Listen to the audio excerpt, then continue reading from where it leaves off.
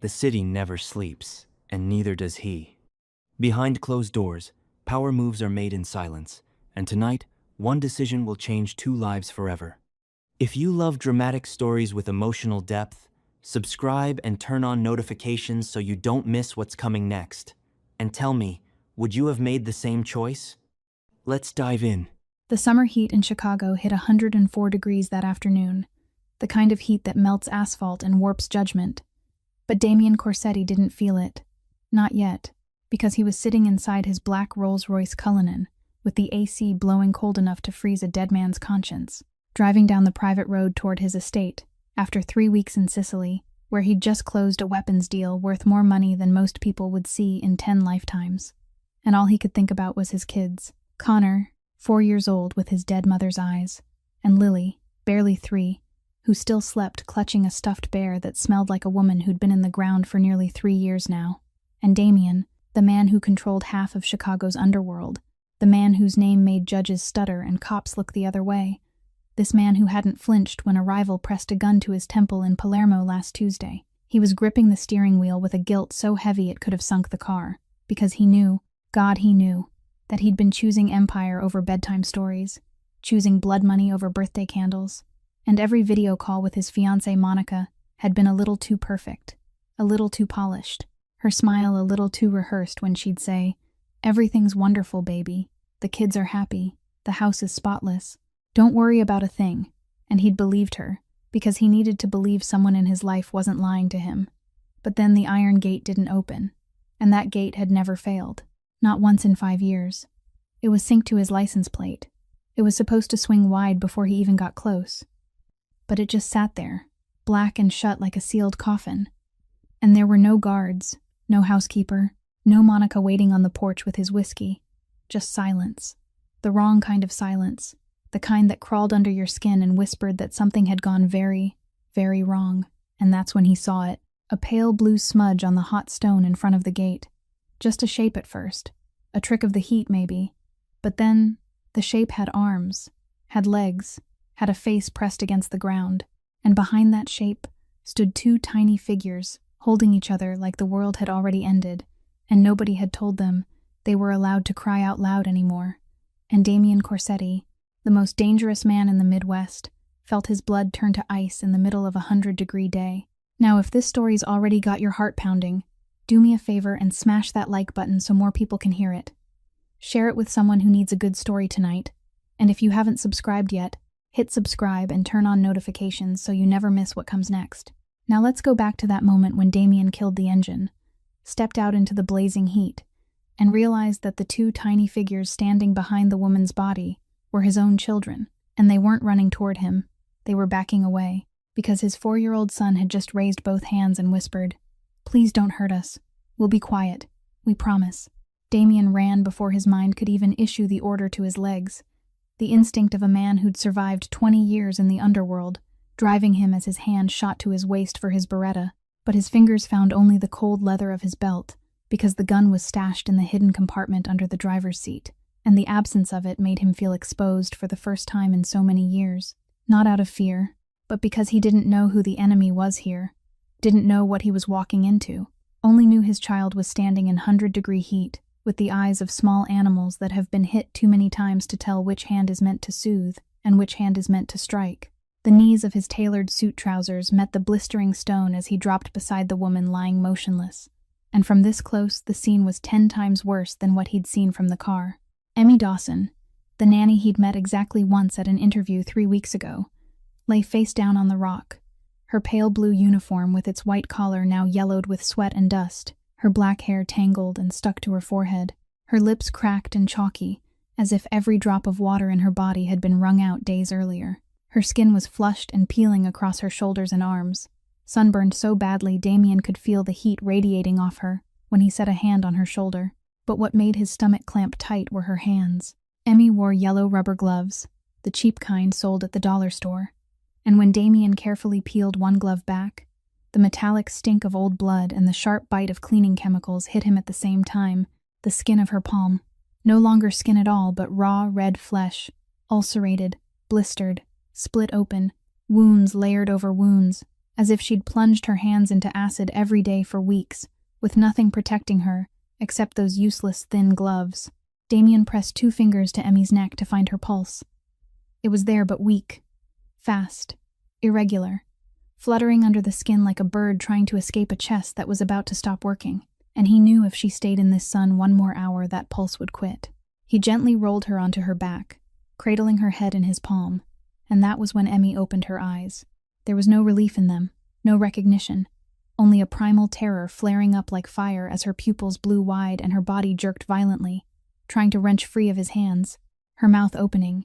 And what came out wasn't a cry for help, but a plea programmed by weeks of terror. "I'm up, ma'am. I'm sorry. I'm getting up. Don't fire me. I need this job. Please don't hurt the kids. I'll finish cleaning. I swear I'll finish cleaning." She didn't see Damien. She was seeing Monica. A brain fevered and dehydrated had pushed her into delirium where the real nightmare and hallucination blended into one. And in that world there was only one face to fear, only one shadow that always stood over her, looking down with eyes like ice. Damien gripped her shoulders, dropped his voice to almost a whisper. "Emmy, look at me. I'm Damien Corsetti. I'm Connor and Lily's father. Nobody's firing you. Nobody's hurting the kids. You're safe now." He had to say it again and again, 4 times, 5 times, until her eyes slowly focused, until her pupils tightened and awareness returned like a candle being lit in a dark room.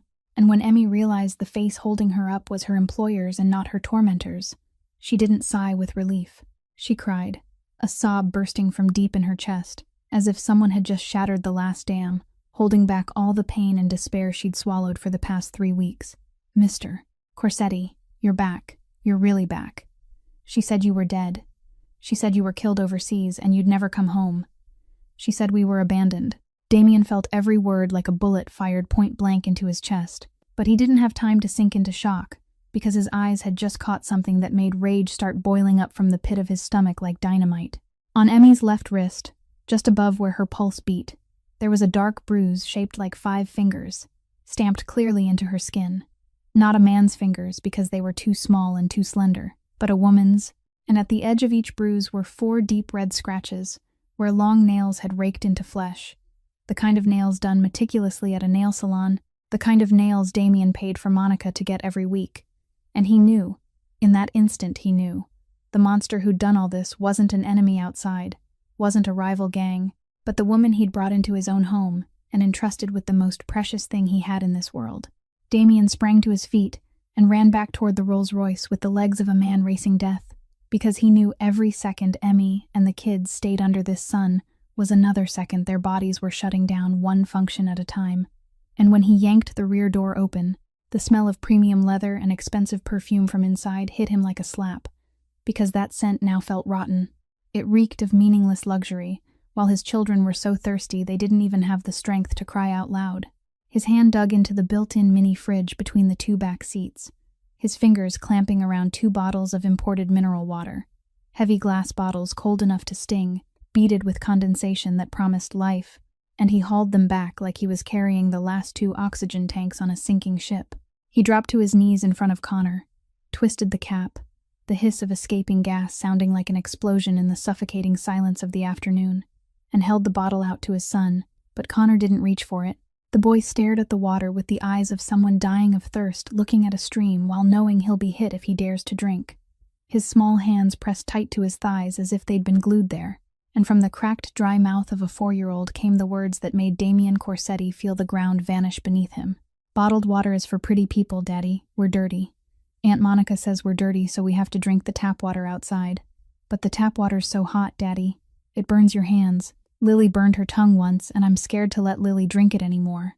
Damien heard every word, and felt his anger stop being fire, and turn into something colder, denser, more dangerous. The rage of a man who's decided someone is going to pay, and that payment is no longer a question of if, but a question of when and how.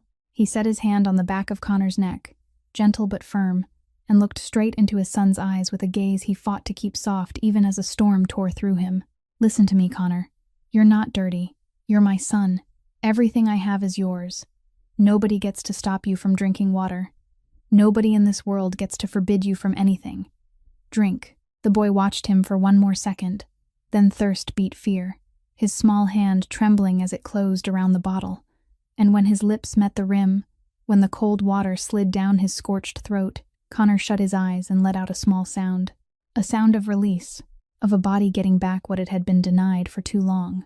And then he drank like he was afraid someone would snatch it away, drank until he gagged and coughed, water spilling over his chin, and down the front of a white t-shirt turned yellow, and Damien had to steady the bottle so his son wouldn't choke.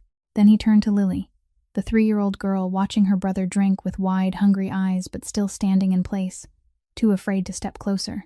And when Damien touched the bottle to his daughter's lips, Lily took a small sip, then stopped, then took another, and suddenly she dropped the bottle and threw herself around his wrist with 2 tiny, soaking wet hands, saying nothing, only crying without sound, tears soaking into the sleeve of Damien's suit as she clung like, if she let go, the water would vanish, Daddy would vanish, everything would vanish, and she'd be left again under the sun so thirsty, her tongue stuck to the roof of her mouth.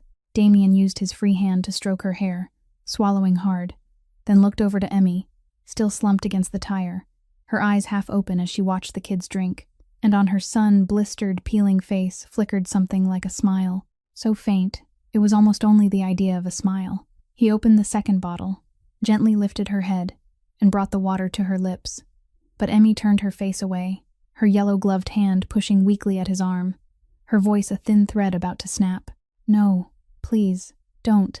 Monica counts the bottles every night. She knows exactly how many are in there. She marks every bottle. If she finds out I drank your water, please don't let her know. I don't want to cause more trouble, please. And Damien looked at this woman, lying on the edge between life and death and still afraid to take a sip of water because her abuser had carved fear into her bones, so deep even survival instinct couldn't beat it. And he felt one hot tear slide down his cheek, just one, because Damien Corsetti wasn't the kind of man who cried.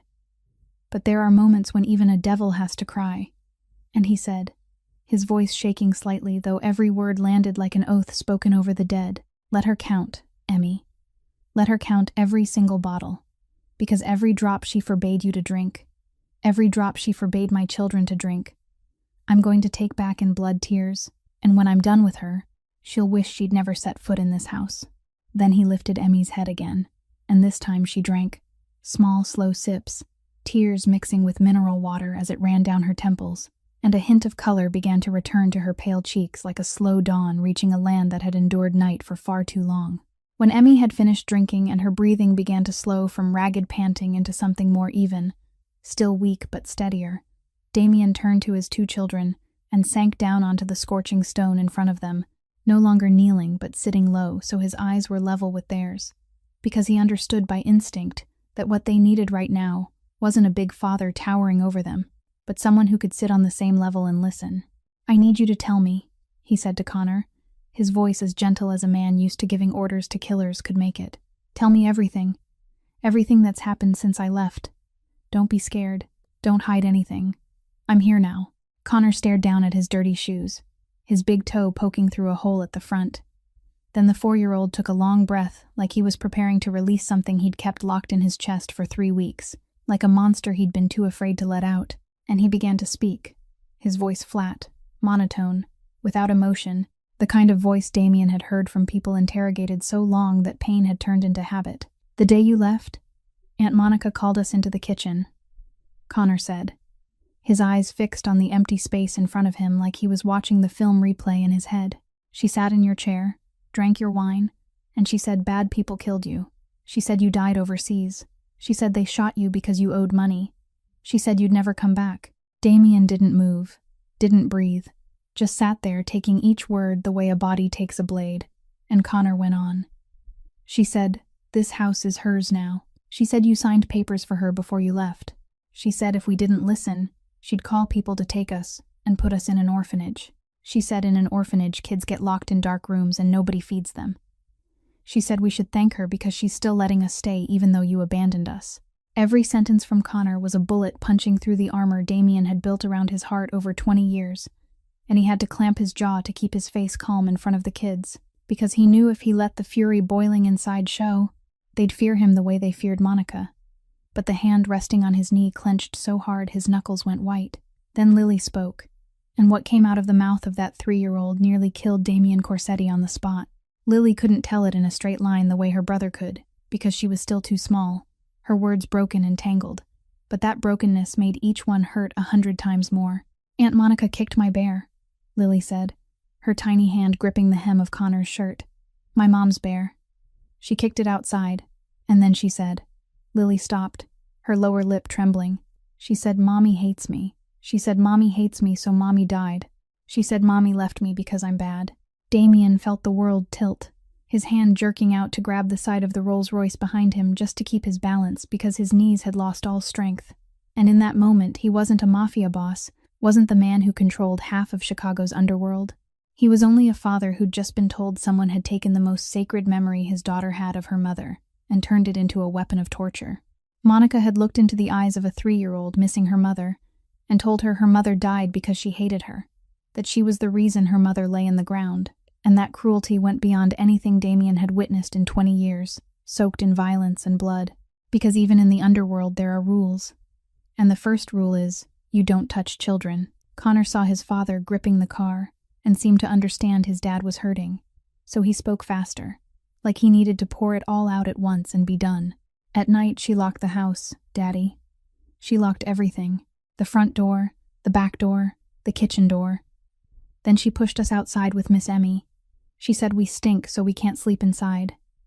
Miss Emmy hugged us and we slept in the backyard by the bushes. Miss Emmy let us sleep on top of her so we wouldn't get cold. And Aunt Monica said if anyone found out, if any neighbors asked, she'd say Miss Emmy kidnapped us. She'd call the police and get Miss Emmy put in jail, and we'd be taken away forever and nobody would love us." Damien looked over at Emmy. She lay still with her eyes closed, tears sliding down her temples without control.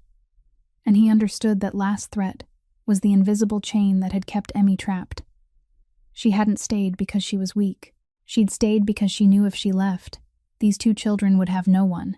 And if she cried for help, Monica would flip the story, turn her into a criminal, and turn the kids into prey for the system.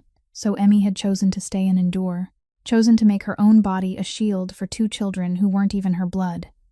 And Damien Corsetti, a man who'd never owed anyone anything, realized he was carrying a debt bigger than any deal he'd ever signed. A debt to a 27-year-old girl from rural West Virginia, whose full name he hadn't even had time to learn. Emmy began to talk once enough water had seeped into her to pull her back from the edge between waking and delirium. Her voice slow, hoarse, broken because her throat was still dry, but her eyes had sharpened, as if now she had the strength to remember and the courage to speak. And what she told him over the next 10 minutes filled in the full picture of 3 weeks of hell Damien had only seen in fragments through the children. "The first day you left, she waited until night, until your car disappeared down the road, and then she changed completely," Emmy said, her gaze lifted to the sky like she couldn't bear to look Damien in the eyes while she talked. "She called everyone in the house, the gate, security, the butler, the gardener, the cook, and she said Mr. Corsetti ordered all of them to take 3 weeks paid leave. She said you wanted to cut operating costs. She said when you came back you'd call them in again. And they believed her because the order came from your fiancé. Nobody questioned it. Nobody looked back. By the next morning it was only me, the kids, and her. Then Monica took Emmy's phone, saying it was to save electricity, but Emmy knew it was to cut off every line to the outside world. Then she shut off the Wi-Fi. Then she changed the gate code, and within 24 hours the vast estate of Damien Corsetti had turned into a prison, with high walls, locked gates, surveillance cameras, and only one jailer, wearing high heels and Chanel perfume. The work started at 5 every morning. Emmy had to scrub the entire first-floor marble by hand with a toothbrush, because Monica said a mop left streaks, and Damien would be furious if he came home and the floors weren't perfect. She had to wash all the laundry by hand in a tub of cold water, because Monica turned off the washing machine and said it wasted power. She had to cook 3 meals a day for Monica, but wasn't allowed to sit at the table, wasn't allowed to eat the same food. Emmy and the children ate whatever scraps were left after Monica finished, or whatever Monica threw away because it didn't suit her. Some nights she dumped a whole plate of pasta into the trash right in front of the kids because it was a little too salty, Emmy said, her voice holding no hatred, only the exhaustion of someone who'd endured too long. Connor looked at the pasta in the trash and then looked at me, and I had to shake my head and tell him no. But when Monica went to bed, I took that plate out, washed it again, and split it between the kids. It was the only meal with meat they got that week. Then Emmy told him about the stormy night, and Damien listened with both fists clenched so hard his nails cut into his palms until they bled. That night, Chicago was hit with pounding rain and thunder. The temperature dropped, and cold wind sliced through the kids' thin clothes. Lily cried from the cold and from fear of the thunder. Connor held his sister, shaking, and Emmy picked them both up and ran to the back door and begged Monica to let the kids inside even for 1 hour. And Monica opened the door and stood in the doorway in a silk robe with a glass of wine, looking at 3 soaked, shivering people in the rain. Then told Emmy that if she wanted the kids inside for 15 minutes, Emmy had to kneel and wipe the entire foyer floor clean with her bare hands right now, in the cold, on the wet marble. And Emmy had knelt, both knees pressing into the freezing stone, her bare hands already raw and split, flattening to the floor as she wiped each tile one by one, while rainwater dripped from her hair and mixed with tears. And Monica stood over her sipping wine and watching like she was watching an animal perform a trick. 15 minutes later, Monica kept her word and let the kids come inside to warm up for exactly 15 minutes, then shoved all 3 of them back out again. Damien got to his feet without a word and walked toward the stone wall surrounding the estate, to the thick bushes Connor had mentioned. And when he parted the leaves, what he saw made nausea climb into his throat. It was a nest. There was no other word for it but a nest. Built from flattened cardboard taken from the boxes of Gucci and Chanel items Monica had ordered online with his money, boxes that once held $1,000 handbags now serving as mattresses for his children, a ripped old blanket full of holes he vaguely recognized as the towel blanket they used to dry the dog years ago. And in the middle of that miserable nest were toys. Not the expensive ones he'd bought, but toys made from trash. A little car shaped from a plastic bottle with caps for wheels, a doll made from scraps of fabric tied with string. Things Emmy had stitched together with her ruined hands so the kids would have something to hold on to in the dark. And in the corner of the nest, half hidden under the cardboard, was a nearly empty bottle of painkillers bought at some cheap drugstore, the only thing that kept Emmy upright through the daily agony of hands eaten raw by chemicals, so she could stand up each morning, cook, hold the children each night.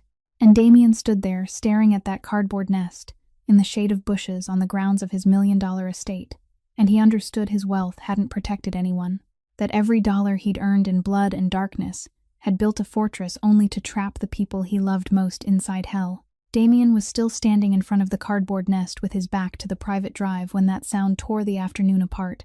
The distinctive roar of a flat-six engine he recognized instantly because he'd signed the check himself for that red Porsche as Monica's birthday gift 6 months ago, and it was the children's reaction that made him want to rip the world apart with his bare hands. Because before the car even got close, before his eyes could catch the flash of red through the trees, Connor and Lily had already shrunk in on themselves like 2 small animals hearing gunfire, a conditioned reflex, their bodies reacting before their minds could, Lily burying her face into Emmy's side as she lay there, Connor clamping his sister's hand and yanking her tight against him, both of them trembling not from cold but from a fear trained into them for 3 weeks until it had become part of their bodies like breath and heartbeat. Connor turned to Damien, his eyes wild, and whispered with the urgent voice of a child who'd learned survival depends on becoming invisible.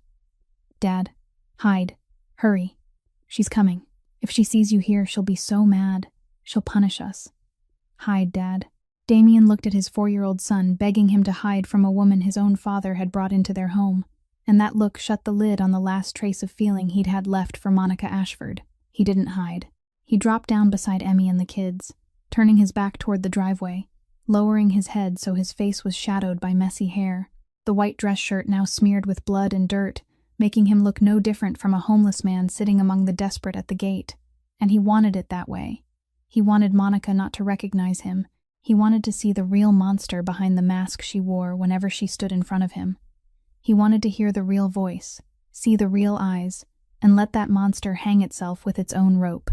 The red Porsche swung around the last bend of the private road and braked hard at the gate beside the Rolls-Royce that Monica either didn't notice or didn't care to notice, reggaeton thumping from inside as the door opened, that sound so brutally wrong against the misery at the gate, and Monica Ashford stepped out like she was walking a red carpet, a cream silk dress hugging her body, Chanel sunglasses cutting across half her face, an Hermes bag tucked under her arm, blonde hair curled in perfect waves, fresh nails long and sharp painted red, and she was laughing, giggling into her phone with the laugh of someone who had no idea her world was about to collapse. Oh my God. Girl, that private spa on the Gold Coast was insane. My skin's smooth like a baby. And then I popped into Cartier and bought myself a ring as a little gift. You have to treat yourself because nobody else is going to. Hee hee. Hold on. I've got to hang up. There's some trash piled up in front of my gate again. That nanny is probably putting on another show. Call you back later. Moi.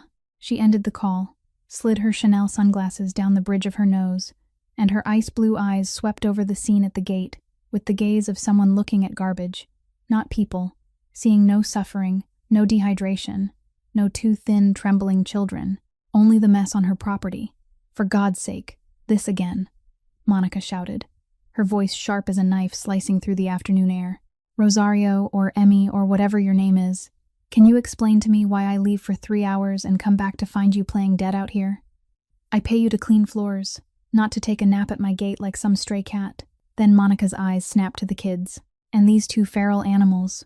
Look at you. Dirty as dogs. How many times have I told you not to come to the gate? Want me to call the neighbors' Dobermans over here so they can teach you a little lesson about discipline? Connor tightened his grip on Lily's hand, neither of them daring to breathe too loud, and Damien sat there with his back still to Monica, taking in every word as if he were recording evidence.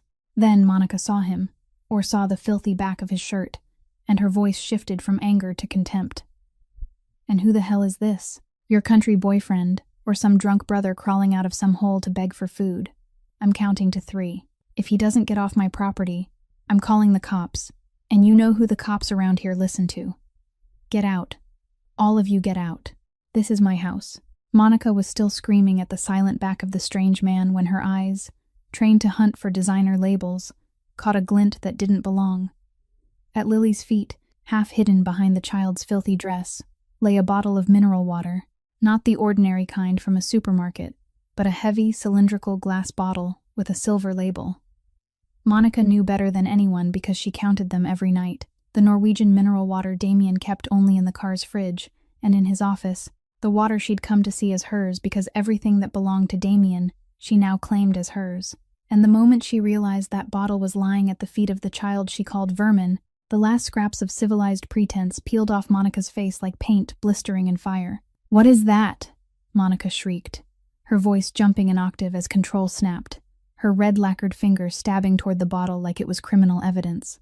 That's my water. Who said you could touch my water? That water is $50 a bottle. $50. It's for people, not for vermin.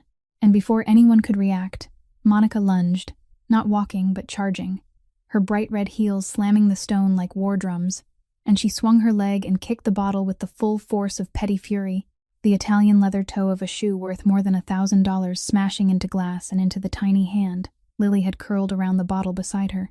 The kick so hard the bottle flew and struck the stone wall and exploded into 100 shards, the crack of shattering glass ringing out like a gunshot in the silent afternoon. But that sound was instantly swallowed by Lily's scream, a lung-tearing scream from a 3-year-old as pain shot through her small fingers crushed between heel and glass.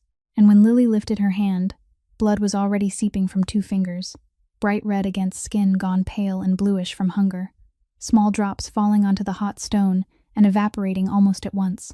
Connor cried out, "Lily," and grabbed his sister's hand, his eyes turning on Monica with a look no 4-year-old should ever have. The look of pure hatred, but he didn't dare say anything, because 3 weeks had taught him opening his mouth only made everything worse. Monica didn't stop. The rage of having her property violated turned her into something no longer human.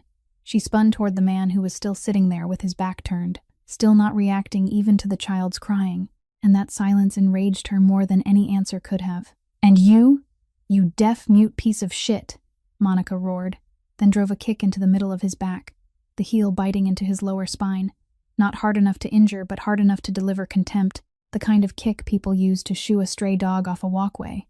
Then she grabbed the shoulder of his filthy shirt and yanked. "Turn around and look at me when I'm talking. Trash. Who the hell do you think you are, sitting on my property?" And the man turned, not because Monica yanked him, not because he was afraid.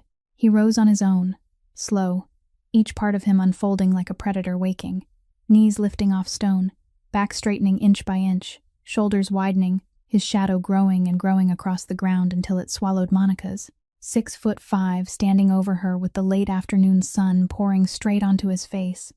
And that face was dirty. A dried streak of tears along his cheek, Emmy's blood smeared across the collar and chest of his white shirt, dust on his forehead, but those black eyes were clean. Clean in a way that was terrifying. Clear as a frozen lake with a monster waiting under the ice. And his right hand was still clenched into a fist, the white gold signet ring engraved with the capital C of the Corsetti family flashing in the light. The ring Monica had seen every day for 2 years. The ring she'd kissed and called our symbol of power, and on his left cheek, the faint crescent scar glinted. The souvenir from a street war 20 years ago that she'd once traced with her finger and said, made him look sexy. Monica froze in the truest sense, every part of her body stopping at once. Feet dead on her heels, hands still lifted in the air from yanking his shirt, mouth open but no sound coming out, only a small sharp breath like the air had been sucked from the room. And in her ice-blue eyes there was only one thing reflected now, Damien Corsetti, looking down at her. And in his black gaze there was no hot anger, no shouting, no chaotic emotion, only the stillness of a sentence already passed. The look men recognized the moment they sat across from Damien in a locked room and called by one name only, the last look. 3 seconds passed in absolute silence. And in those 3 seconds, Damien watched Monica's mind spin behind, eyes gone wide with fear. Watched her cycle through options like a cornered rat whipping its head from one dead end to the next, searching for a way out. And the first mask fell when Monica chose tears. Damien, she stammered, lifting a hand to cover her mouth, forcing moisture into eyes Damien knew were bone dry behind the performance. Oh my God, baby. I didn't recognize you. Look at you. You're so dirty. You look like a homeless man. I panicked. I thought some stranger broke in. You know this area isn't safe. I was just protecting the house for you. I was so scared I overreacted. You understand, right? Damien didn't move, didn't nod, didn't shake his head. He only stood there, watching her with the eyes of a man sitting through a bad play, where the lead actress doesn't know the audience has already read the script. And his silence told Monica the tears weren't working, so she slid into the second mask, blame. Babe, I have to tell you the truth. Monica lowered her voice, her gaze flicking to Emmy slumped against the tire before snapping back to Damien with a grave expression like she was about to reveal a national secret. That girl isn't good. I looked into her. I have proof. She's Franco Bellini's.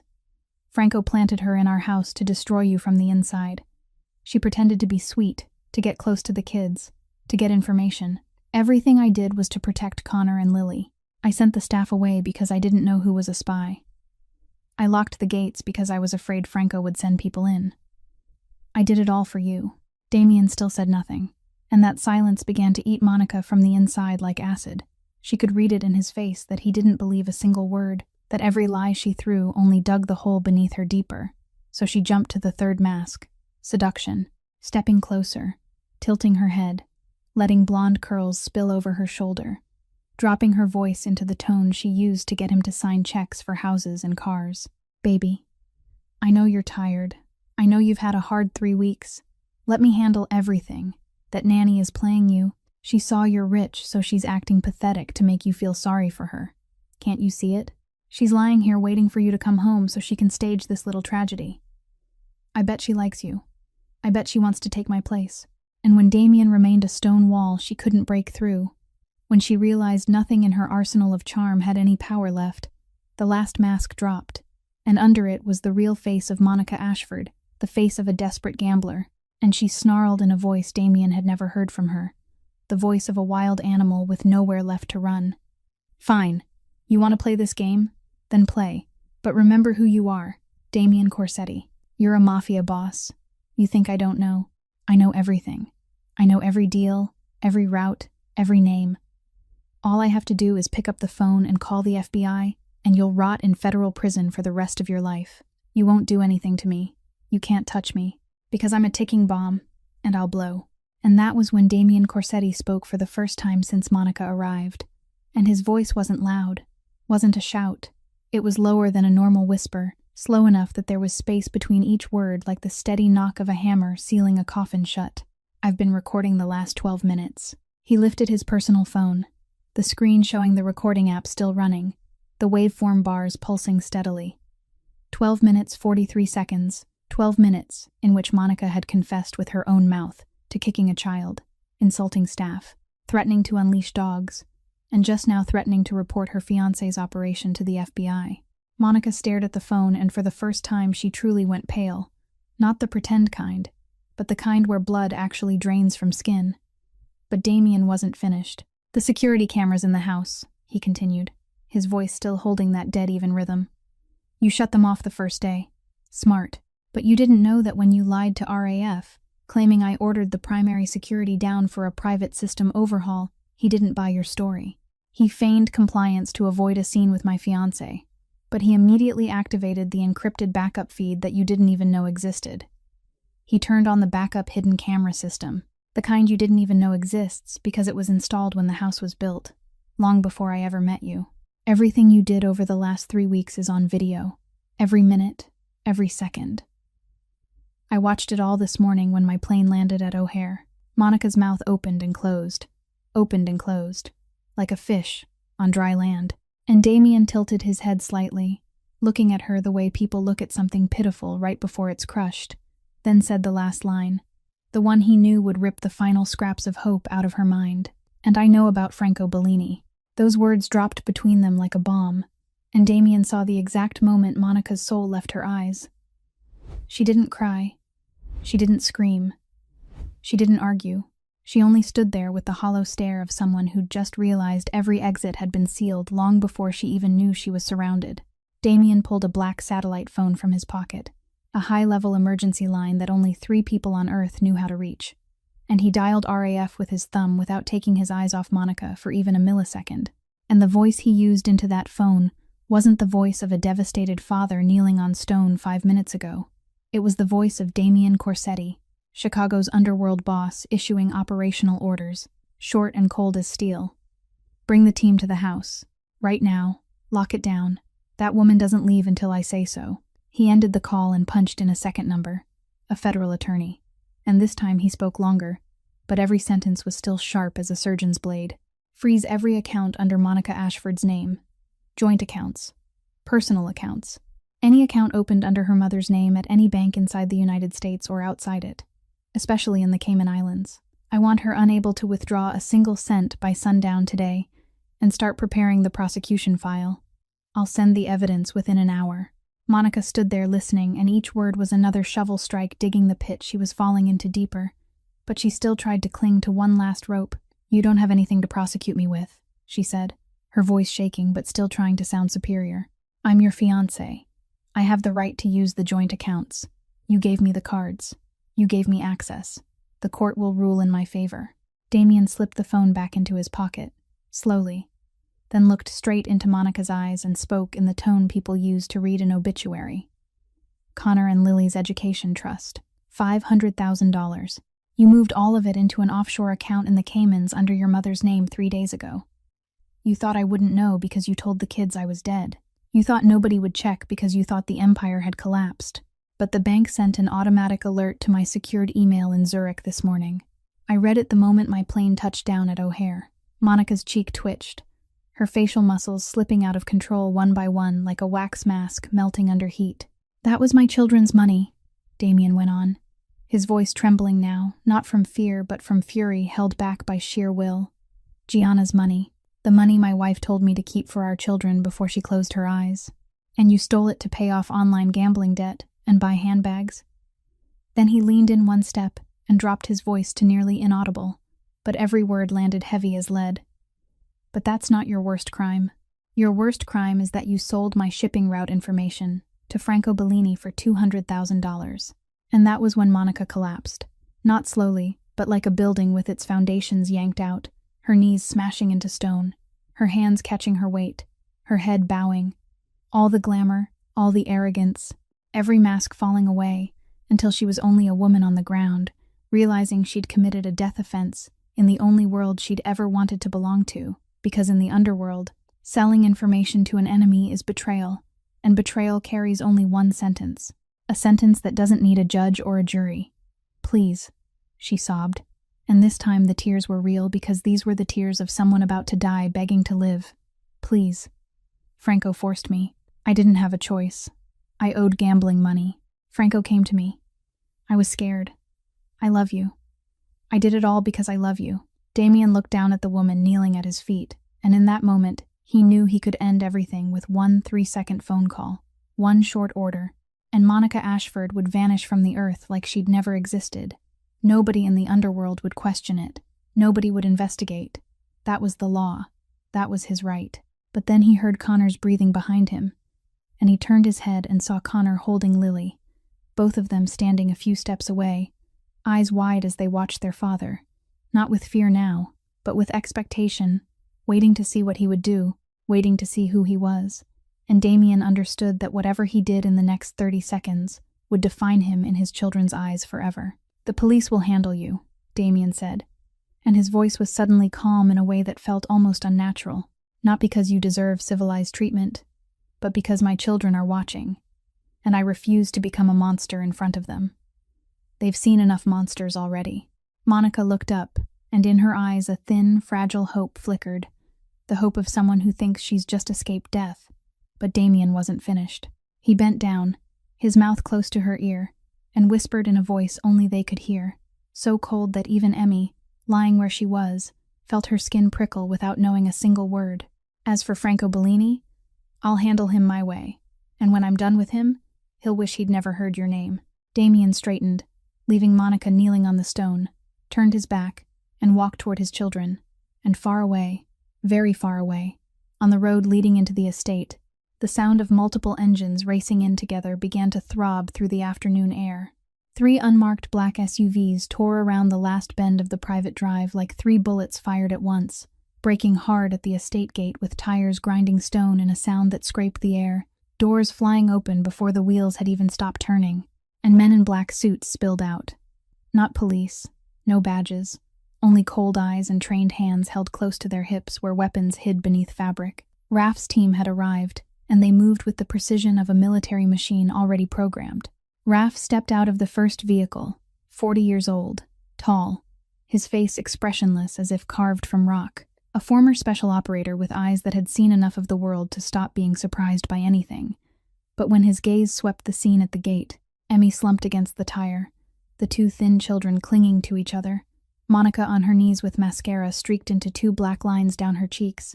His jaw tightened, and that was the most emotion anyone had ever seen on that face. Raf gave Damien a single nod, a silent apology for not warning him sooner, then turned to his team and signaled with his hand. 2 men locked Monica down from either side, even though she no longer had the strength to run. One took her phone from her hand. Another picked up the Hermes bag from the ground and opened it to search. And when his fingers pulled out a small black USB drive, Raf and Damien exchanged a look, and both understood that drive held the shipping route data Monica had meant to deliver to Franco. Betrayal reduced to something that fit in a palm, and Monica saw it seized, and her face shifted from white to green, because she knew that in the underworld, that USB was a death sentence heavier than anything she'd done to the kids, or to Emmy. 7 minutes later, Cook County Police arrived, 2 cruisers, lights spinning but no sirens because this was an elite neighborhood where even police noise had to keep manners. Officers stepped out with an emergency arrest order for intentional child abuse and unlawful imprisonment, and right after them, a black, unmarked sedan rolled in and stopped behind. The FBI, 2 federal agents getting out with the hard-set faces of people there to handle interstate financial fraud and international money laundering, and Damien watched the line of forces deploy at his gate, with the expression of a man who'd arranged every piece on the board before the opponent even realized they were playing. Cook County officers approached Monica by procedure, ordered her to stand, hands behind her back, and when the cold steel cuffs clicked around her wrists, that small metallic sound landed in Monica's ears like a coffin lid, slamming shut. Her cream silk dress now wrinkled, dusted with grit and smeared with green grass at the knees. Her perfect blonde waves turned into a sweaty tangle stuck to her cheeks, mascara painting 2 black tracks from eyes to chin like fresh scars. All of it, a brutal contrast to the glamorous woman who'd stepped out of the red Porsche 15 minutes earlier. 15 minutes that had been enough to collapse a life built on lies. As the police led Monica past Damien toward the cruiser, she tried to dig in her heels and look at him one last time, and from her mouth came a line so twisted in its mix of arrogance and desperation that both the officers and RAF's men glanced back. "I forgive you, Damien. I forgive you for doing this to me." Damien stood still and listened, and something like a smile flickered at the corner of his mouth. But it wasn't a smile. It was the shape disgust takes when language can't hold it, and he walked slowly to the patrol car, where Monica had been shoved into the back seat behind bullet-resistant glass and steel mesh. He pulled out his personal phone, unlocked the screen, and pressed it face first to the window for Monica to see. On the display was a screenshot of Connor and Lily's education trust, with a balance of 0. The future of a 4-year-old and a 3-year-old turned into a single round number, sitting there like a wound, and Damien lifted one finger and tapped the glass once directly over that 0, then shook his head slowly, saying nothing, because there wasn't a word on earth big enough to carry the contempt he felt for the woman in that car. Then he slid the phone away, turned his back, and walked off. The cruiser started up, tires crunching gravel, rolling slowly out of the estate and carrying Monica Ashford out of the Corsetti family's life. And when the engine sound dwindled and vanished at the far end of the drive, Connor stepped forward into the lane, watched the car disappear behind the trees, then lifted his small hand and gave one faint wave. Not a goodbye, not a greeting, but a farewell, the calm, indifferent farewell of numbness that only a child who's suffered too much can learn. And that gesture, a 4-year-old's arm raised in silence under a blood-red sunset, was more brutal than any scream or any tears. The white ambulance turned into the private drive only minutes after the last patrol car disappeared. Yellow lights flashing but no siren, and when it stopped at the gate, 2 paramedics jumped out with an orange medical bag and ran straight to where Emmy lay slumped against the Rolls-Royce tire. And from the moment they began their assessment, their professional faces changed. Not panic, because they were trained not to panic, but a sudden gravity in the way they looked at each other, and nodded as if speaking with their eyes that this case was worse than they'd thought. The older one, a salt-and-pepper-haired man with steady hands, knelt beside Emmy, took her blood pressure, checked her eyes, shone a small flashlight into her pupils, then turned to Damien standing behind him and spoke fast but clear. "Sir, she's moderately dehydrated. Her blood pressure is low.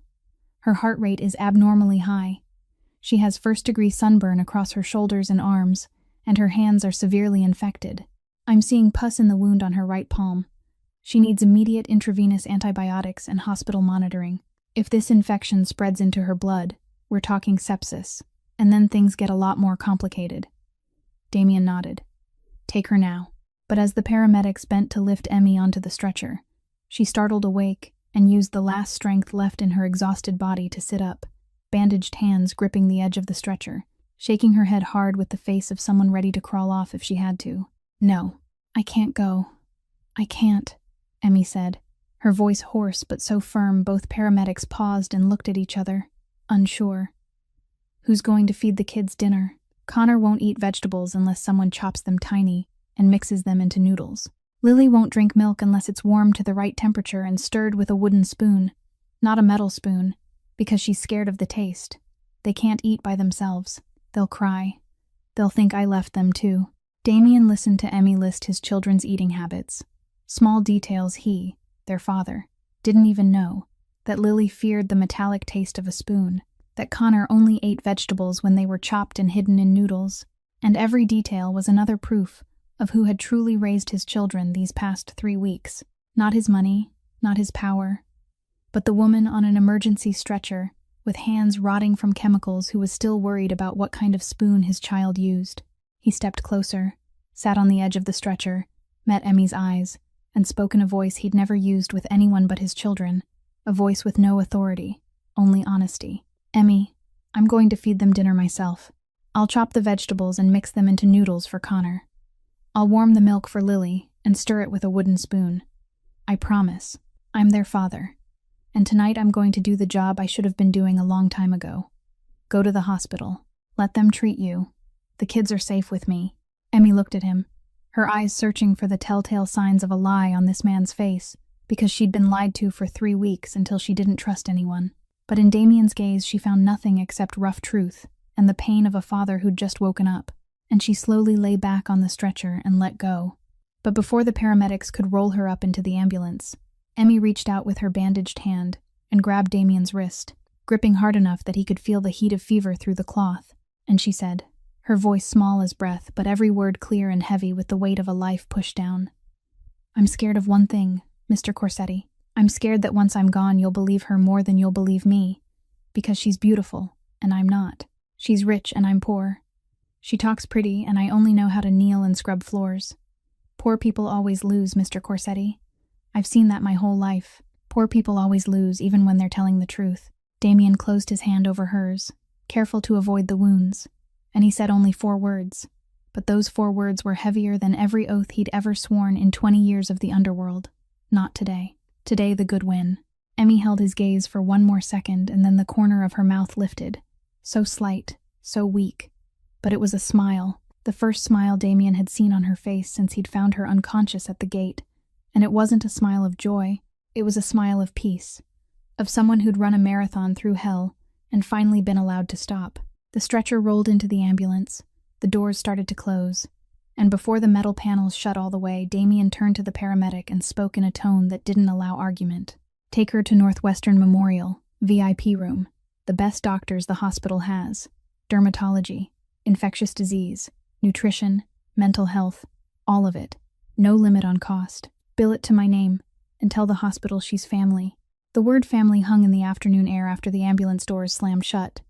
Heavy and real in a way no business contract Damien had ever signed had been, and as the ambulance pulled away with its yellow lights blinking faintly against the sunset, Damien watched until it disappeared, then turned back to his 2 children standing beside him, dirty and thin. But for the first time in 3 weeks, their eyes weren't afraid. And he bent down, lifted Connor in one arm and Lily in the other, raised them both, feeling how light their underweight bodies were against his chest, then turned and walked into the house he was going to take back from the dark today. The front door of the mansion swung open, and a wave of cold air from the central system rushed over the 3 grimy figures like an embrace. But Damien didn't feel comfort, only nausea as he crossed the threshold of the house he'd called home just hours ago, because everything inside was still flawless. The marble floors polished to a shine, crystal chandeliers sparkling, fresh flowers arranged in a baccarat vase, not a speck of dust, and that perfection now looked like lipstick painted on a corpse, because he knew that gleaming floor had been scrubbed with Emmy's ruined hands and a toothbrush. That vase had been filled while his children were so thirsty they had no tears left. The cleanliness of this place paid for with the blood and sweat of the innocent. He carried the kids straight into the kitchen, set them on the marble island, opened the refrigerator, and what he saw made him grip the door for support. Shelves packed tight with imported French cheeses, Belgian chocolates in gold boxes, rows of Italian wine, tropical fruit, Wagyu beef, lobster, pastries from the most expensive bakery in Chicago, a fridge that looked like a luxury Whole Foods display, and in Damien's mind rose the image of Connor saying they'd eaten bread, scraps Emmy had dug out of the trash after Monica dumped a whole plate of food, his children eating garbage 20 steps from this refrigerator, 20 steps between abundance and starvation, guarded by a devil wearing a human face. He slammed the fridge shut, turned away, drew a long breath, then opened the pantry searching for something normal his children could eat right now. And his hand landed on a box of mac and cheese, that familiar blue box every American kid knows. And shame crushed him as he realized this was the first time in his life he'd cooked. Damien Corsetti, the man who ran an empire worth hundreds of millions, the man who negotiated with Mafia bosses in Palermo, standing in his own kitchen squinting at the instructions on a pasta box because he'd never needed to read anything on food packaging. He boiled the water wrong the first time, threw the noodles in too early the second, stirred the butter and cheese into a lumpy paste the third, but in the end he set 2 steaming bowls of golden noodles in front of the kids, and Connor grabbed a fork and ate immediately, devouring it like he was afraid someone would snatch it away, afraid this was only a dream and he'd wake up back to dry crusts of bread. He ate until he choked and Damien had to rub his back and tell him to slow down. Nobody's taking it. Eat slow. Lily was different. She lifted a tiny bite with her fork, put it in her mouth, chewed slowly, her eyes not on the bowl but on her father, staring without blinking, as if she was testing whether he was real or if he'd disappear the moment she blinked. Then she set the fork down, and in the voice of a 3-year-old said something no 3-year-old should ever have to say. "Daddy, are you dead? Aunt Monica said you were dead, but you're here, so are you a ghost, Daddy?" Damien looked at his daughter, and every wall he'd built around his feelings for 20 years collapsed at once. He He pulled Lily into his arms and cried, openly, without hiding, tears falling into his daughter's filthy hair, his shoulders shaking, and the sound breaking out of his chest was a sound Connor had never heard, because his father had never cried in front of anyone, and tonight was the first time since Gianna's funeral that Damien Corsetti allowed himself to be human instead of a machine. "I'm not dead," he whispered into Lily's hair, his voice cracking. "I'm alive. I'm here. I'm not going anywhere again. I'm sorry. I'm sorry I wasn't here. I'm sorry I let someone tell you your mother hated you. Your mother loved you. Your mother loved you more than anything. She never hated you. And I'm sorry. I'm sorry, my babies." He sank to the cold kitchen floor, one arm around Lily, one arm pulling Connor in, and Connor wrapped his arms around his father's neck and spoke in that strangely calm voice of a 4-year-old forced to grow up too soon. "It's not your fault, Dad. You're back. Heroes always come at the end of the movie. It's always like that." Damien held both children for a long time on the kitchen floor amid spilled noodles, then carried them upstairs. Not even bathing them because they were too exhausted, laid them on his own king-size bed among the soft pillows. Lily curled on his left, clutching her mother's battered old teddy bear, Connor on his right with one arm draped across Damien's stomach, and in less than 2 minutes they were asleep, sleeping the deep, heavy sleep of children who'd never truly been allowed to sleep, breathing slow and even on the bed they'd been forbidden to step into for 3 weeks. Damien lay between them, eyes wide open in the dark, unable to sleep, his mind spinning between rage and guilt and plans for tomorrow, and the image of Emmy's ruined hands and Lily asking if he was a ghost, and he lay there until the clock on the nightstand read 2 in the morning. Then he picked up his phone and called Northwestern Memorial. The night nurse told him the patient, Emmy Dawson, was stable, on antibiotics and fluids, vital signs improving, but she wasn't sleeping well, drifting in and out, and murmuring 2 names, Connor and Lily, over and over like a prayer. And Damien ended the call, looked at his children sleeping peacefully on either side of him, then closed his eyes. And for the first time in the longest night of his life, he whispered into the dark, "Thank you, Emmy." The next morning, Damien woke up with a stiff neck and an aching back because he'd lain still all night, afraid to turn and wake the children, Connor's arm still draped across his stomach, and Lily still curled on his left, clutching the teddy bear, both of them sleeping so deeply. Damien had to place his hand on their chests to feel their breathing before he could believe they were truly all right. And he slipped out of bed, showered fast, pulled on jeans and a black t-shirt instead of a suit, because today he wasn't a mafia boss. Today he was only a father. Then he woke the kids, bathed them in warm water with lavender-scented soap, dressed them in clean clothes, and for the first time in 3 weeks, Connor and Lily looked like children instead of refugees. He drove to Northwestern Memorial with the kids in the back seat, not in the Rolls-Royce but in the Range Rover RAF had left because Damien didn't want them sitting again in the car tied to yesterday's memories, and when the 3 of them stepped into the VIP room on the 12th floor where Emmy was resting, the first thing Damien saw was a bright white room filled with morning sun, Emmy lying in the hospital bed with an IV line in her left arm, and antibiotics running into her right, both hands wrapped in clean white bandages. Her face still red from sunburn, but her eyes clearer now, more alive, and when she saw the 3 figures come through the door, those eyes flared like a flame blown back to life in the dark. Connor didn't wait for permission. He let go of Damien's hand and ran across the room, climbed onto the bed, and hugged Emmy tight. Small arms locked around her neck so hard the IV line trembled, and Emmy hugged him back with bandaged hands, kissed the top of his head and whispered, "There's my little hero. I missed you so much." And Connor buried his face in her neck and cried without sound, the kind of crying he'd learned too well, because for 3 weeks he'd only been allowed to cry silently. Then Lily stepped forward, slower, more timid, standing beside the bed and looking at Emmy with wide eyes, and she did something that made Damien raise a hand over his mouth at the doorway. Lily held out the teddy bear, the old worn bear Gianna had given her before she died.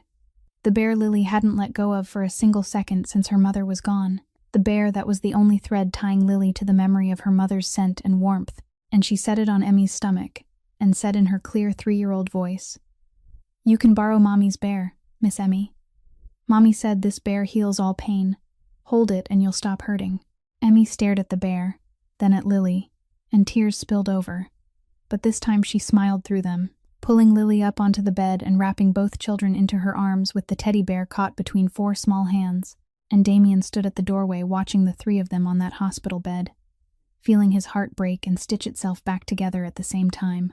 When the kids had settled beside Emmy watching cartoons on an iPad the nurse brought in, Damien pulled a chair close, and Emmy told him what she hadn't managed to say yesterday, that Monica had threatened that if Emmy ever called the police, Monica would use her influence to frame Emmy for grand larceny and ensure her younger sister, Josie, was taken away by Child Protective Services to be lost in the foster system forever. Emmy had believed it because she'd grown up poor in rural West Virginia, seeing how easily the legal system could be weaponized against those who couldn't afford a defense. Monica had used Emmy's lack of knowledge like a weapon, and it was the most effective weapon of all, because it left no bruises on skin, only bruises in the mind. Then Emmy told him something Damien wasn't ready to hear. She said that every night when the 3 of them lay in the cardboard nest behind the bushes, when cold wind slipped through the holes in the torn blanket and insects sang in the dark, she made up fairy tales for the children. Not stories from books, because there were no books, but stories from her own mind, about the strongest king in the whole kingdom, a king who had to travel far away to fight a dragon and protect his land. But the king always found his way home, because he loved his little prince and little princess more than all the treasure in the world. And every night Connor would ask, "Is that king my dad?" And Emmy would say, "Yes, your dad will come back. Your dad always comes back." She said those words every night, even though she believed Damien was dead. She said them because the children needed to hear them to sleep. She lied to them about hope to keep them alive, while she herself had lost all hope. Damien listened and didn't speak.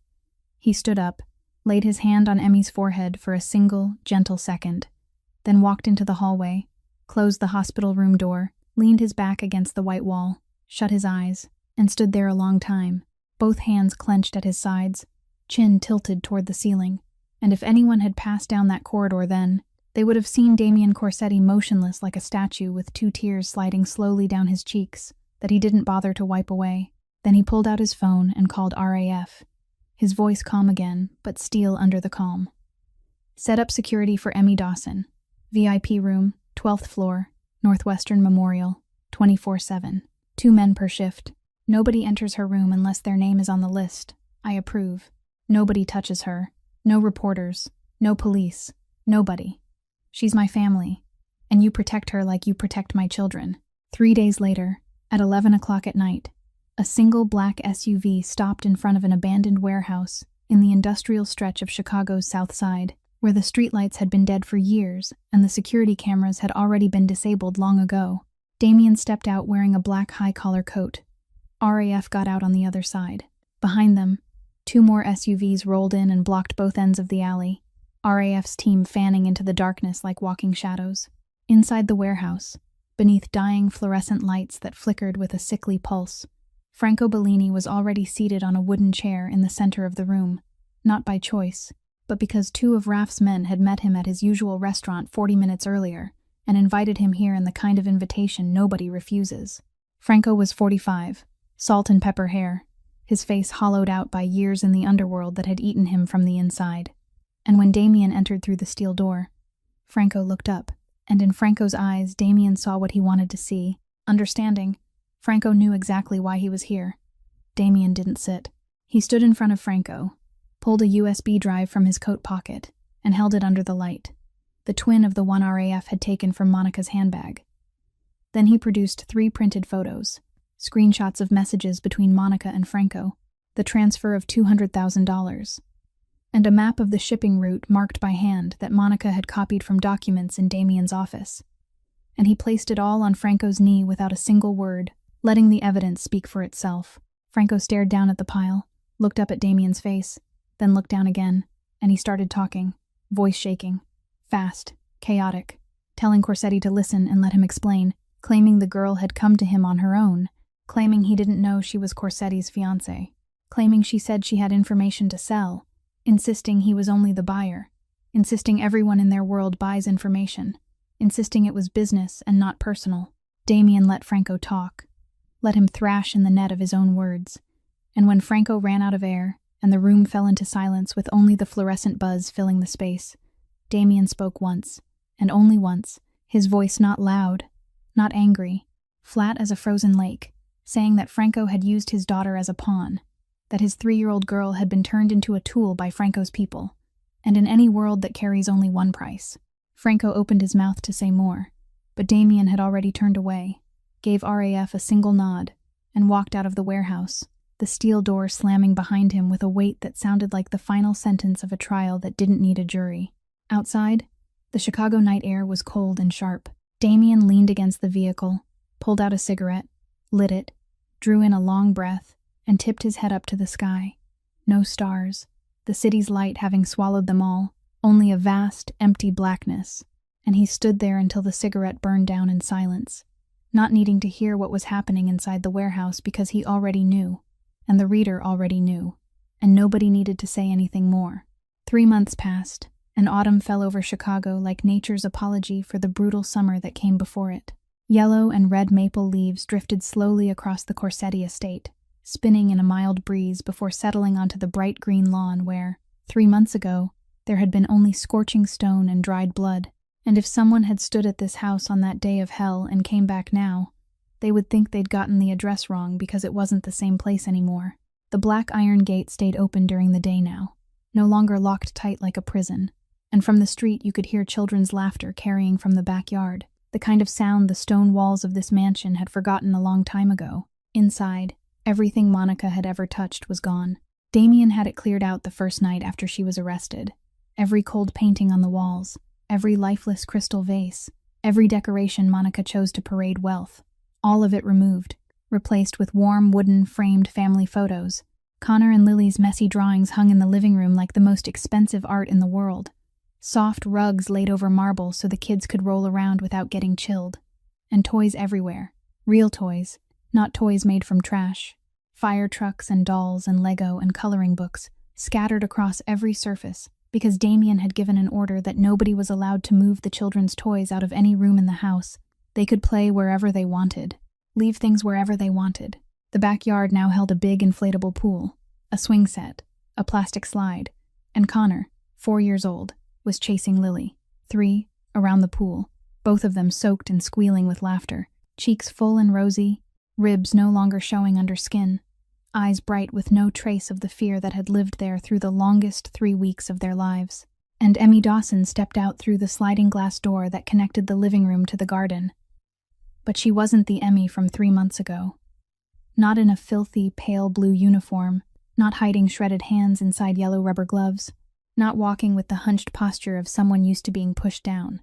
She wore a light floral dress in soft cream and pastel blue, her long black hair glossy and loose over her shoulders, clean and gentle from weeks of recovery care, her face brighter, though faint freckles still lingered as a reminder of those sunburned days, and her hands were visible now, nothing to hide. The scars healed into thin white lines across her palms and fingers, like a map of a war already survived. No longer painful, but there forever as a reminder. On her left wrist, a delicate gold bracelet caught the light, 2 small charms hanging from it. One a little boy, one a little girl, a gift Connor and Lily picked out with their father at the jewelry store for Emmy's birthday last month, and Emmy touched those charms every day, the way people touch a talisman. She walked slowly, leaning slightly to the left, one hand resting on a carved oak cane, the aftermath of weakness from malnutrition and weeks in the hospital leaving her left leg not fully recovered. The physical therapist said it would take a few more months, but Emmy wasn't in a hurry because now she had time. Now she had a place to return to. And that was something she'd never had in all 27 years of her life. And if anyone asked Damien what the biggest change inside this mansion was, the answer wasn't furniture or landscaping. It was Josie. Josie Dawson, Emmy's 12-year-old sister. A thin girl with brown hair and big eyes who, 3 months ago, had been sleeping on a bunk bed in a Louisville shelter with a thin pillow and a shared blanket, now sat at the Corsetti kitchen table, doing homework from the best private school in Chicago, her pencil moving steadily over the page, and every so often she would glance out toward the yard where her sister was laughing with the kids, then smile and return to her work as if she needed to check again and again that it was still real. Damien had hired one of Chicago's top family lawyers to win custody back for Emmy, paid off every debt the Louisville shelter had hanging over her, finished the legal process within 6 weeks, and when the car bringing Josie from Louisville rolled up to the estate, when the door opened and the 12-year-old stepped out and stood in front of a house she'd never imagined, even in her wildest dream. Emmy had been waiting at the entrance with her arms open, and Josie ran into her, sobbing, then lifted her head to stare around the vast rooms, and asked a question that made even Damien, standing behind them, turn his face away to hide his red eyes. "Emmy, is this our home? Is this really our home? Do we not have to go anymore?" That afternoon, Damien stood by the outdoor grill that 3 months ago he wouldn't have known how to turn on, flipping ribs and corn with a pair of steel tongs with the steady confidence of a man who'd burned more than a few meals over the last 3 months before he finally learned how to cook something that made sense.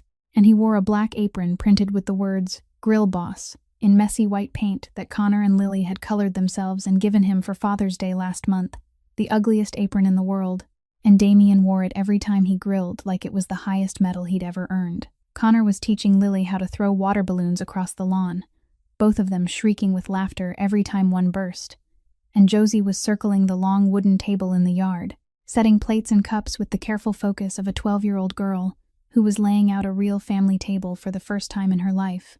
Emmy sat at the head of the table, the seat of honor Damien always pulled out for her at every meal, her cane resting beside her chair, a glass of mint lemonade in her hand, and she watched the scene with the eyes of someone who still didn't fully believe she was allowed to sit here. When the food was on the table and everyone sat down, Damien tore a piece of bread for Lily, poured milk for Connor. Then his voice dropped slightly, and the air shifted from playful to quieter. Not heavy, just more still. "The court handed down Monica's final sentence today," he said, looking at Emmy. 25 years in federal prison, no eligibility for early release in the first 18. Intentional child abuse, large-scale financial fraud, unlawful imprisonment, conspiracy with a criminal organization, all assets forfeited. Her mother is under separate investigation for aiding money laundering through Cayman accounts. The kids didn't understand every word, but Connor stopped eating and looked at his father and asked, "She's not coming back, right, Dad?" And Damien shook his head once, firm, "Never." Connor nodded and went back to eating like that was all he needed to hear. Emmy stayed quiet for a long moment, her fingers turning the gold bracelet with the 2 charms on her wrist. Then she spoke, her voice soft and calm enough. Damien had to lean closer to catch it. "I'll pray for her, not because she deserves prayers, but because I don't want to carry hatred in my heart anymore. Hatred is heavy, Mr. Corsetti. I've carried enough heavy things in my life. I don't want to carry more." Damien looked at Emmy, and in that moment, he saw in her something he'd never seen in any rich circles or underworld rooms in 20 years. Real nobility, the kind you can't buy with money or protect with power, the kind that comes from a soul that's been crushed and refuses to turn to dust. Then Damien set his fork down, wiped his hands on that ugly apron, and spoke with the voice of a man who'd been waiting for this moment. "There's one more thing I want to say." He looked at Emmy, then at Josie, then at the kids. "I liquidated 30% of my personal assets to establish a charity fund. It's called the Dawson Fund. The Dawson Fund. It's for abused working women and homeless children. We'll provide free legal help, temporary housing, and job reintegration programs. And I want you, Emmy, to be the honorary chair." Emmy set her lemonade down, eyes widening. Then she shook her head with a confused expression like she'd misheard. "Mr. Corsetti, I'm not a good reader. I still misspell words. I didn't even finish school. What kind of chair could I be?" Damien leaned toward her, elbows on the table, met her gaze, and spoke slowly so she could hear each word. "You have something no university on earth can teach. You know what pain is. You know what it's like to be pushed to the ground and still not let go. You can look into the eyes of an abused woman and know what's true and what's a lie. I'll hire the best lawyers and the best accountants. They'll handle paperwork and numbers. You'll handle what they don't have. You'll handle the heart." Emmy looked down at her hands, thin white scars crossing her skin, hands that had once scrubbed floors with a toothbrush and were now being asked to lead a charity, and tears fell into her palms, but this time they weren't tears of pain. They were the tears of someone realizing the scars on her hands weren't proof of weakness. They were medals of survival. Josie stood up and ran around the table to hug her sister. Connor paused mid-bite and looked from Miss Emmy to his dad, and in the innocent 4-year-old voice that didn't know the question he was about to ask would change the air at the table, he said, "Dad, is Miss Emmy going to stay with us forever?" Damien looked at Emmy.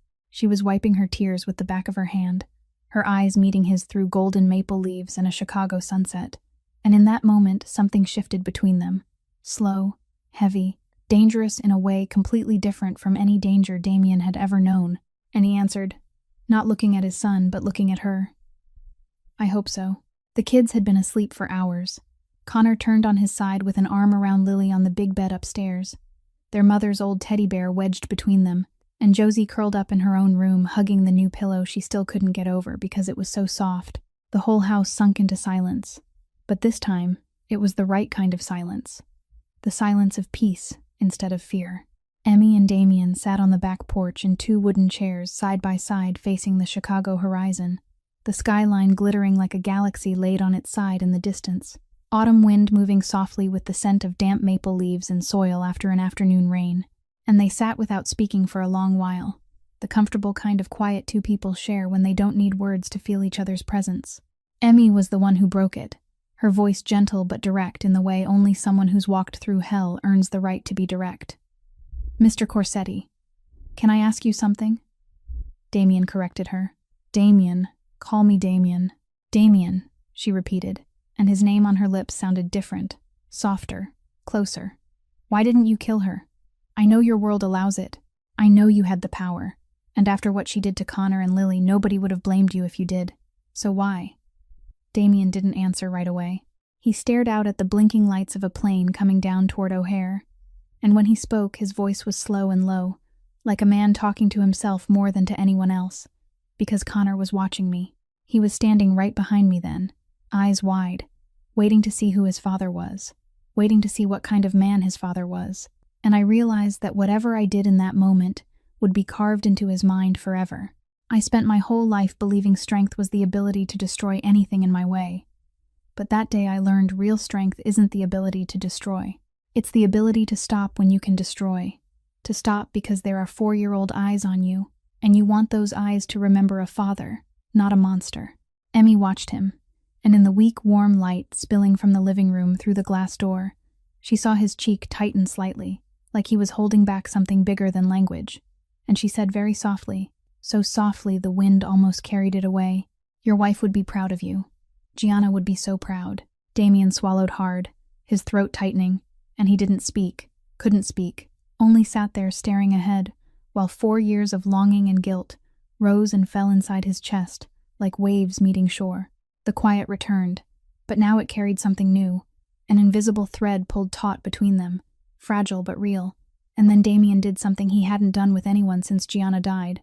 He reached his hand toward Emmy, slow, hesitant, his fingers trembling in a way his hands never trembled even when he held a gun or signed $1,000,000 contracts. And his fingertips touched the back of Emmy's hand, touched the longest white scar running from her wrist toward her middle finger, touched it as gently as touching a butterfly. And Emmy didn't pull away, didn't flinch. She only looked down at his fingers resting on her scar, then slowly turned her hand over, and Damien placed his palm into hers, the rough skin of a Mafia boss against the scarred skin of a West Virginia girl, and they closed their hands, not squeezing, just holding, like 2 people standing at the edge of something they were both afraid of, but neither of them wanted to step back from. They sat there, hand in hand, not speaking another word, until stars began to show through the Chicago sky one by one, then in clusters, then as a faint, stubborn streak pushing through the city glow, and wind sent maple leaves falling around the porch like golden rain. Inside the house, Connor shifted and woke, his eyes opening to scan the dark room out of habit, checking that he wasn't outside on cardboard again. And when he realized he was on a soft bed, he turned toward the large glass door, and through the glass he saw 2 silhouettes on the porch, his father and Miss Emmy, and their hands were joined, and Connor, 4 years old, didn't understand all the meaning of that picture. But by the instinct of a child who'd lost his mother too soon, he knew what he was seeing was good. It was something this house had been missing for a long time, and he smiled, a small, peaceful smile in the dark, then turned back and hugged Lily and fell asleep again. Damien Corsetti had once been the man all of Chicago feared, the man whose name made judges stutter and cops look away, the man who'd killed, who'd destroyed, who'd built an empire out of darkness and blood. But tonight, he was only a man holding the hand of a 27-year-old woman from poor rural West Virginia, a woman who'd fought evil with her bare hands in a way even underworld steel couldn't pierce. And for the first time in 36 years of living, the man who feared nothing had finally found the one thing he was afraid to lose. And that's the ending of this story. A story about greed and betrayal, but also a story about loyalty and unconditional sacrifice. About a poor woman who chose to stay and protect two children who weren't hers even when she had nothing left. About a powerful man who learned real strength doesn't live in a gun or a bank account. It lives in the ability to kneel down, hold your children, and say, "I'm sorry." The lesson of this story isn't for any one person. It's for all of us. A person's worth is never measured by the money in their account or the brand on their clothes. It's measured by what they do when nobody's watching, by how they treat someone weaker than them, by the choice to stay when leaving would be so much easier.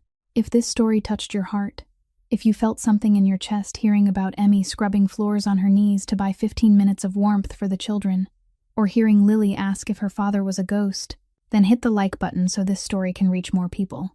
Share this video with someone you think needs to hear it today. And if you haven't subscribed yet, subscribe and turn on notifications so you don't miss new stories every day. I'd love to know how this story made you feel. Did it connect to anything in your real life? Which character moved you the most? Leave a comment so we can hear what's in your heart. Every comment matters to us. Wishing everyone watching good health, a happy life, and peace every day. Goodbye, and I'll see you in the next video.